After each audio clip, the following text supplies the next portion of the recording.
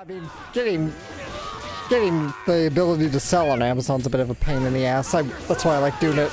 I like doing it on eBay more. It's a little more simple, but even then, it's like shipping off a DVD. That's super cheap. Well, and here's the other thing too, is a lot of people that get these third-party licenses on Amazon are little shops, little stores. Yeah. And I know for a fact that one of the places I bought this from was, in particular this one, was a DVD store. Like a Gray Whale or something like that. Right. So, are you telling me you've never sold anything to anyone ever, and you haven't had to mail things out? That blows my mind. And makes me wonder how on earth you are able to make your status work. He's probably not even a shop owner. He's probably just a dude trying to offload a DVD. Probably. Well, that one actually did have a business name. Oh, so well, it might have. I mean, it could have been just some dude in the basement, but I'm more than inclined to say like he probably had some kind of a business. Right. So yeah, I would just look on eBay. But I was floored. Like, you can pick up between this day and drive up to Oregon and get it. Like, we're not ordering it in store, dude. The whole point of being on Amazon is you ship it. And then he got mad at me when 24 hours later I demanded a refund and I basically tattled on it to Amazon. Like, don't do that bullshit. I will call the bosses and I will say like, yeah, don't do that. Especially when I know that that's going to get you like a negative pointage on Amazon, and therefore nobody will trust you. Yeah. You want good seller feedback. Yeah, you want that. You want good seller. Even on eBay, you want that. Yeah. So don't do that bullshit. So yeah, we'll also get Devil May Cry to you because a lot of people also want to know your opinion on the Devil May Cry anime. Now that I think we're comfortable in saying Devil May Cry 5 has made the anime canon. Okay, cool. It actually has made the anime canon. I'm not kidding. So once you get there, we'll show you how it made the anime canon. Because I don't even think I have that part up on our Let's Play yet. So you'll see that very soon. But yeah, if you guys want to make suggestions, feel free to do so. But I would say if they're anime or manga, make them to Alex. Yeah. I'm more than willing enough to do a review, but I don't have the time right now to do it. Once I start getting some free time, then we can talk. Do I have a return feather? No, I gotta go back. I mean, that's the harsh reality right now is like, I have so many ideas that I want to be able to do, but I don't have the time. I don't really have the funds to be able to put towards it. And I'd much rather just wait until my kids are a little older and then I can go pursue those. Because having kids so young and trying to pursue like full-on extensive reviews, that's a lot harder than people think. Yeah. So. Ooh, pretty. Hell, I can't remember it. I can't remember. How do I bring up the map? There we go. Mini map. I have no idea. I'm just watching you. That's the way it's going. They got hurt. So here's another good question that we do have. This is more game related, sure. But I think it's a question you can answer. Sure. So last week we talked about the PS5, and oh, is this supposed to be like a player killer? Yeah. Okay, that's cool. Oh, have I not run into these before on camera? No, you haven't. Oh, okay. I've certainly come across them in grinding, but yeah, you can find player killers on the field. And do they give extra experience? Not really that much more. PKK for life. PKK for life. So, she learned law reps. That's the AoE one, isn't it? Yep. Okay. Yay! Coupon. Great. We get some rewards. So, like I said, we talked about the PS5, and we've been talking about it for a majority of this year. But I know that one thing that has been mentioned on the podcast as well as in our Let's Play is like, we're probably not looking to get it right off the bat kind of thing. Like we're not early adopters by any stretch here. I used to do it for game reviews, but it is an expensive process. Ow. So the question is simply like, what would Sony have to do, Alex, to get you to instantly put down the money for the PS5, either to pre-order it or to buy it on day one? Like, what would you have to have in place to make you want to buy the PS5 right then and there? I guess just one or more games that I really want for it. Just a killer app for it. Ow. So I gave this a little bit of thought. I don't care about the whole 4K, 8K thing because, like, Oh god, I hate those. I found out out of nowhere that I apparently have an 8K TV or an 8K capable TV, and I have a 4K TV. I don't care.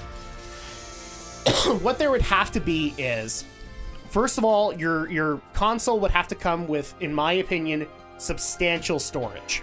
Yeah. Now, when I bought my PS4, it was a 500 gig. I'm now officially pissed because when Alex got his was, what, a terabyte? Yeah, a terabyte. Which sucks to me because he's got double what I have. So, at bare minimum, I'm willing, especially considering what hard drives are now, I'm willing to accept no more than, like, the highest package has to at least be like 3 terabytes on the PS5 for me to consider it. Yeah. 3 terabytes, I'm not willing to go any further. And unlike you, where you want like 1 or 2 killer apps, I'm not willing to put the money down for anything less than 5 games that I want on day one. Yeah. Like 5 games as launch titles that I want as day one. Yeah, that's reasonable. Okay? Because the bottom line is that you're asking me to fork over $400 to $500, and I might as well get some mileage out of it. If not, then I'll wait a year and I'll wait until the library expands. Yeah. I look over the city, and I realize someday it shall be my empire, as I become the next Palace Emperor. At least in this game. How you guys doing? Huh? Yeah, good, good. We're all good? Good? I like the flowers. Oh, Adelie, you always like the flowers. You like the birds and the flowers and the tree. I like friendship. She is the friendship girl. Actually, I was talking about syllabus at that point. Oh, syllabus, okay. Well, that's kind of how he handles things. So. Welcome, Master Haseo. This is the menu for the Demon Palace. Whatever. You'll not be able to retire the tournament. Please save before taking part. So this is the final round. We're going to be taking on Kuhn's team. Yeah, we're going to be taking on Kuhn. He's gonna be king. And then we're going to... He can't be king. I'm the king. Then he's going to treat us to donuts afterward. No, I won't. I'm Crap. king. I'll take the donuts for myself. Yeah, donuts. Start the battle! We're gonna fight Kuhn? Hey, Haseo, what should I do? How should I fight? Oh, crap. The match is starting. Oops. Come on, don't be nervous. Oh my goodness. Kuhn, right? Knowing him, he might just lose to us on purpose. You think? Will it be okay? But, oh, man. What am I gonna do? It'll be fine, Syllabus. Now, let's go. That's why Epitaph users should never ever use avatars! Except against things like Ida! Kuhn refused to recognize my power. But I'm not going to change how I do things. And I'll win, no matter what!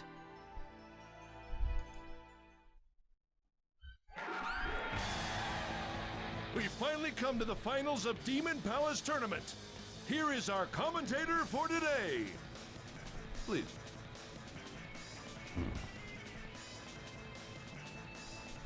Yes, it's Mr. Yada from the Guild Raven. Nice to have you with us today. As Raven's Guildmaster, what do you think of Team Haseo? I praise Team Haseo for making it this far in the tournament. Hi, Steve Blue. Yeah! The man of a million voices. However, Indeed.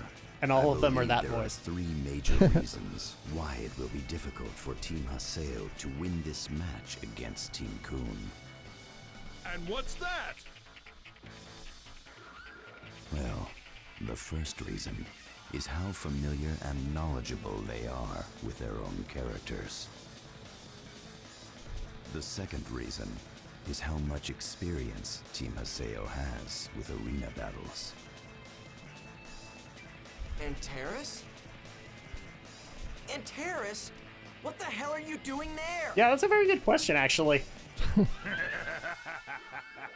Didn't I tell you? No. Shouldn't be a problem if I am your opponent. You'll defeat anyone, no matter who they are. That's what you said, isn't it, kid?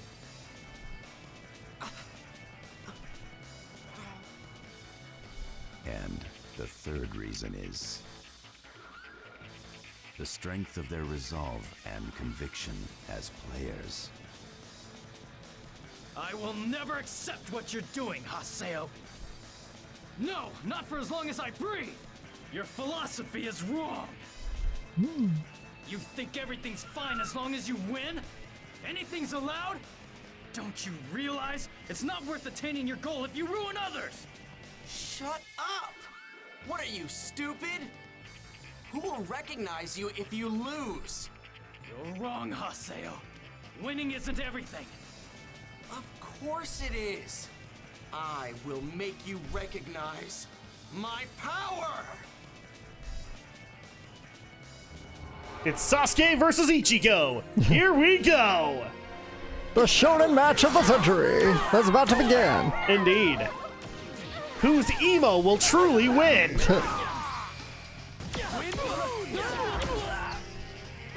Okay, so we've got Kuhn, we've got Pai, and we've got Antares. All of which I think the game has kind of gone out of its way to say they're probably more powerful than Haseo, Yeah, just a little bit. especially in experience with avatars. This actually kind of makes me wonder: is Damn. Antares a Epitaph user? No, he's not. I'd love to see whatever avatar he'd have.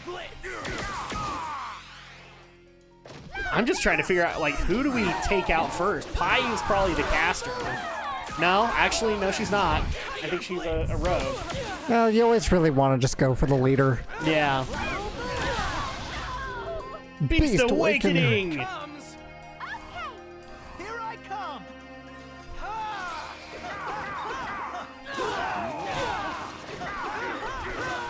Just kill Kuhn! It's time to kill the kid. Oh wait, no! Oh my gosh. This is probably gonna end in an avatar battle, isn't it? Yeah, it will. Because Kuhn is gonna get pissed. This is story driven, so. Yeah. And here we go. Those are weird fist weapons. Oh, damn it! Why? Why are you getting in my way? I don't know. Why are you?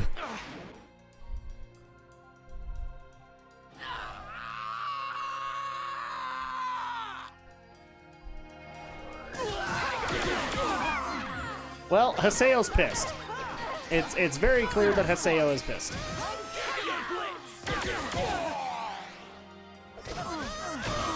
Are you just pissed because Sasuke can't figure out how to actually be a dad? Still love that. I still get flack for that. How dare you call Sasuke a deadbeat dad? He is a deadbeat dad. He even pretty much acknowledges it in a few episodes. He's like, I don't know how to do this whole Ow. thing. Seems all the blocking couldn't do much for me. I just think it's endearing. Like, he's trying. He doesn't know what the crap he's doing, but he's trying. Beast Awakening!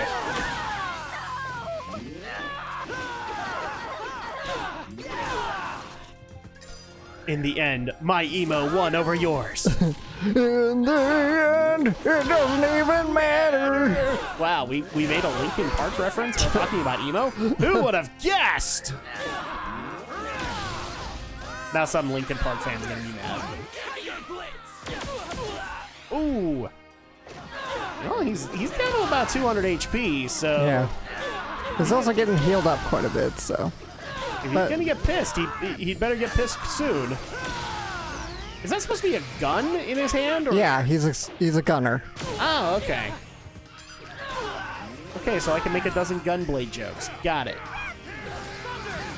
So that looks like a gun, but it could also be a sword. Yeah.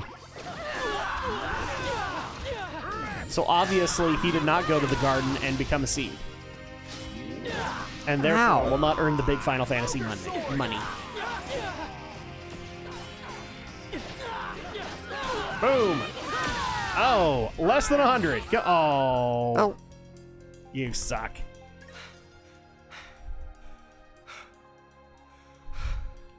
Damn it. Why?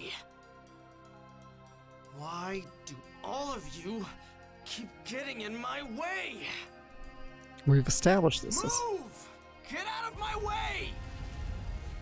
Or else I'll eat you alive! Escape! You fool! Come on! My Megas! And now the real fight begins. That's right. I don't know why we were still having to explain avatar battles, but we are. Yep, it still does. Ow, ow, ow, ow. So we officially get to see what Kuhn is made of in his avatar form. Yeah. God, I'm not doing great, though. Oh, get close and slash. Let's do it! Let's get this over with! I remember Magus being one of the layers, but I can't remember which one. Yeah, he was the propagation. Ow, what the hell? Okay. Magus, the propagation. He was, let me see, the third phase, I believe. Okay. Get rid of his funnels! As we've learned from Gundam, funnels are the worst thing ever. And by that I mean they're very powerful. And they always hit their targets, right? Yeah, always. Unless they're fangs in 00, then Ow. there's a lot. God damn it. Oh my gosh. By the way, I have a feeling we're going to talk about this on the podcast. But, Yeah. The Yoshiyuki Tomino story. Okay. Your thoughts on that? I literally looked at it and went, "What the hell is happening here?" Well, okay. The initial headline was a tad misleading when it was first published. Yeah. Tomino basically was just saying, like, he didn't necessarily say Makoto Shinkai specifically. So I believe the original headline was something along the lines of Tomino attacked Shinkai. Yeah, something like that. Because it was like implying that he's like, oh, Shinkai's like a wimp with romance stories because his characters never get intimate. And when you actually read his words, though, he's not so much like on the attack as much as just kind of criticizing the fact that the romance and a lot of anime gets intimate. And a lot of anime too. He didn't just single out Shinkai on this. He did mention a lot of anime is like that, which is funny considering I mean he's had intimate scenes in Gundam. Yeah. But never anything super raunchy. You never catch them in the act. The closest one is like the Kira and Flay moment. Yeah, the Kira and Flay moment is the closest that's ever been in the act. Most of the time, the act has happened. Yeah. And they're getting dressed, kind of thing. But I especially love this one quote, and I'll probably even bring it up on the podcast as well. Is you always see what's the quote you always see them holding hands, but you don't eventually see see the guy touch the girl's crotch. Not quite that bad, but it's something like that extent. I'm like, whoa, you missed a couple of steps here, Tomino. They're always reaching hands out, and that's it. Yeah, and they're always reaching hands out, but the guy never grabs the girl's crotch. I'm like, he never said grab the girl's crotch, okay? No, it does, or